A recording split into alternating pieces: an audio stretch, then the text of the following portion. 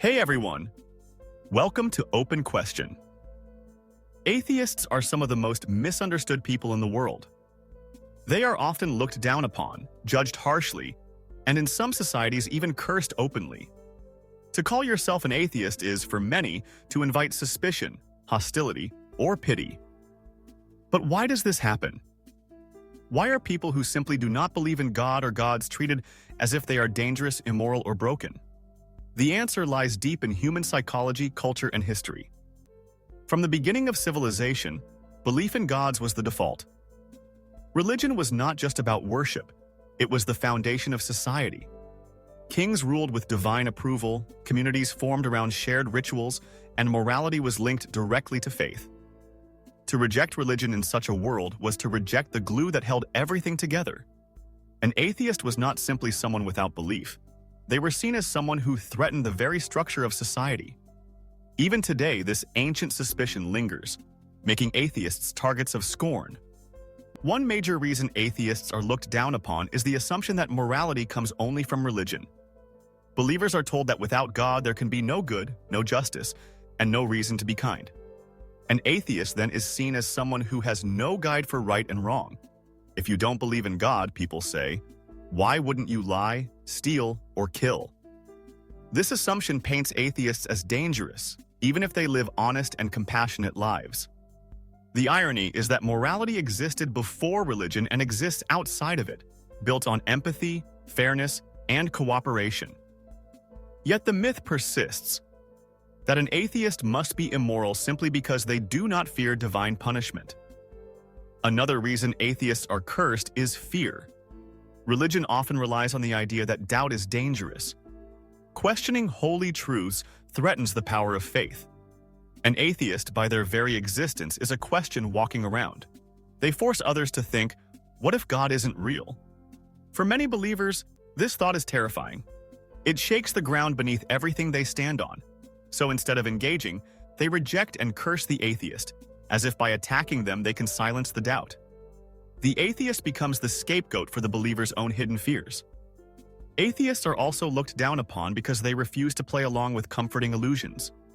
Religion gives people hope that suffering has meaning, that death is not the end, that justice will be served in the next life. An atheist removes that comfort by saying, there may be nothing beyond this world. For someone clinging to hope in the face of loss or injustice, this honesty can feel cruel.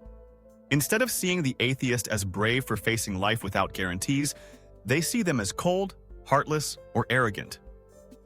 Cursing them becomes a way of defending fragile hope. History also explains why atheists are often distrusted. In many cultures, laws and traditions were written in the name of God. To deny God was once treated as treason, not just disbelief. In medieval Europe, atheism was punishable by death.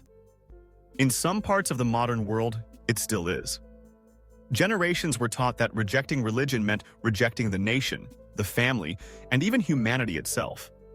These ideas became ingrained so deeply that even in secular societies, atheists are still viewed with suspicion, as though they are less loyal, less trustworthy, less human. Another reason atheists are cursed is that they threaten authority.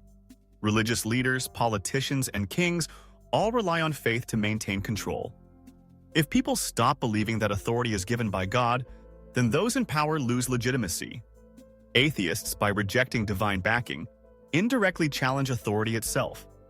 This makes them dangerous to those who rule. By painting atheists as corrupt, wicked, or cursed, leaders protect their own position. The attack is less about truth and more about power. Atheists are also often accused of arrogance. People say, "Who are you to say there is no God?"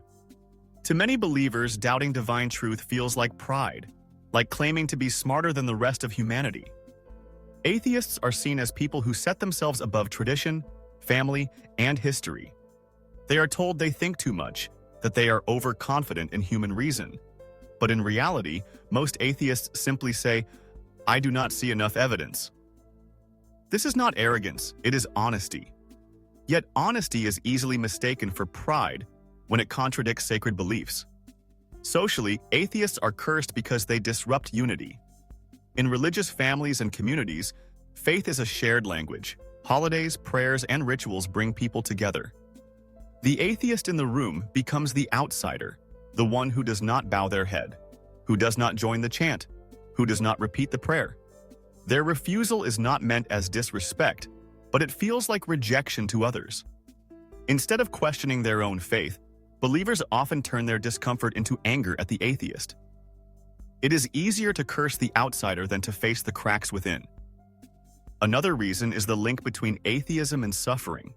People who lose faith often do so because of tragedy, death, injustice, unanswered prayers. Believers sometimes see this as weakness or bitterness. Instead of compassion, they respond with blame. You turned away from God because you were angry. This dismisses the atheist's choice as emotional rather than rational, as if disbelief is not real, but just rebellion. Such cursing allows believers to feel superior, as though they remained strong while the atheist fell. Atheists are also judged because they refuse easy answers. Religion gives explanations for everything: why we suffer, why we die, why we exist. Atheists admit, we don't fully know. For many, uncertainty is unbearable. To live without clear answers feels empty. So they despise those who are willing to sit with doubt. They call them lost, cursed, or blind, not realizing that the courage to say, I don't know, can be more honest than any ready-made answer. But perhaps the biggest reason atheists are looked down upon is that they mirror back the fragility of belief. Deep down, many believers know that their faith rests on stories they cannot prove. Seeing someone live without those stories raises the question, if they can live without belief, why can't I? This silent comparison breeds resentment. Instead of asking the hard questions, it is easier to say, they are cursed, they are evil, they will regret it after death. In this way, the atheist becomes a mirror people cannot bear to look into. Yet despite all the scorn, atheists are not broken, soulless, or cursed. They simply take a different path. They try to build morality on empathy, not command. They find meaning in life itself, not in promises of the afterlife. They accept uncertainty instead of hiding from it. None of these make them dangerous, they simply make them human. The hostility toward them says less about atheists and more about the fear and insecurity of those who curse them. The truth is that atheists are cursed because they are reminders of freedom. They show that it is possible to live without submission to divine authority. They prove that meaning and morality can be created by humans themselves. And for systems built on obedience and fear, that kind of freedom is threatening. Better to label the atheist cursed than to admit they may be free in ways others are not. Atheists will likely always be looked down upon in many parts of the world. Religion is too tied to identity, culture, and authority to let go of its suspicion toward disbelief. But perhaps the future can be different.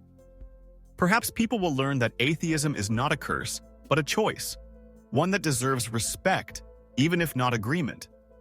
After all, if faith is truly strong, it should not fear those who doubt. And if morality is truly sacred, it should not require cursing those who walk another path.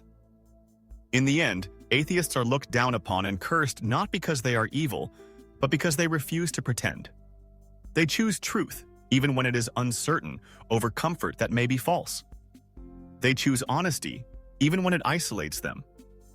They carry the weight of questions that others cover with belief. That is not a curse, it is courage. The real curse may be on those who cannot bear to face their doubts, and so attack those who do.